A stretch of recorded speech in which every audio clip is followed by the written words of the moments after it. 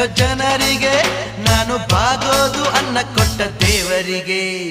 ರಾಜ ರಾಜ ರಾಜ ರಾಜ ನನ್ನ ಗಲ್ಲಿಗೆ ನಾನೇ ಮಹಾರಾಜ. ರಾಜ ರಾಜ ಶಿವರಾಜ ಕಲ್ಲು ಮುಳ್ಳಲ್ಲಿ ಹುಟ್ಟಿ